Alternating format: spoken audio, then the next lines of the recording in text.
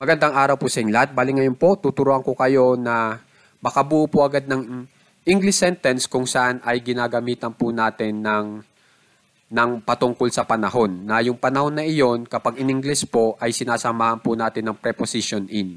At ito po yon. Kung mapapansin nyo, itong future, itong moment, itong minutes, itong week, hour, hanggang evening, puro patungkol po yan sa panahon.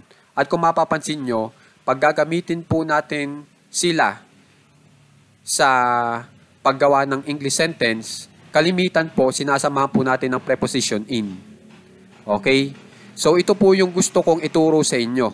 Okay? At ang maganda po dito, nakatagalog na po, kaya mas maintindihan nyo po sila ng lubusan. Okay? So, gawin na po natin silang English sentence, gamit lang po itong makikita natin iyon. Nasa English ay we will see it. Okay? So ito po, makikita natin iyon sa hinaharap. Kapag in English po yan, we will see it in the future.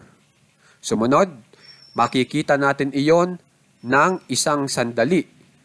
We will see it in a moment. Okay?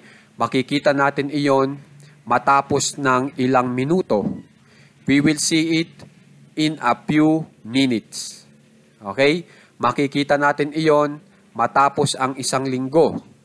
We will see it in a week. Okay? Sumunod, makikita natin iyon matapos ang isang oras. We will see it in an hour. Okay? Sumunod, makikita natin iyon maya-maya lang. We will see it in a while. Makikita natin iyon sa nakaraan. We will see it in the past.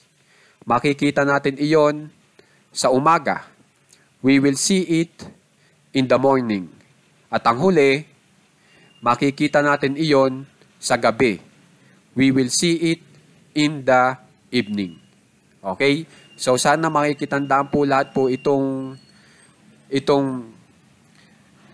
pong patungkol sa panahon na kung saan ay ginagamitan ng preposition in. Kasi ito po ay gamit na gamit. Kaya itinuturo ko po sa inyo ngayon. Okay po? Maraming salamat po.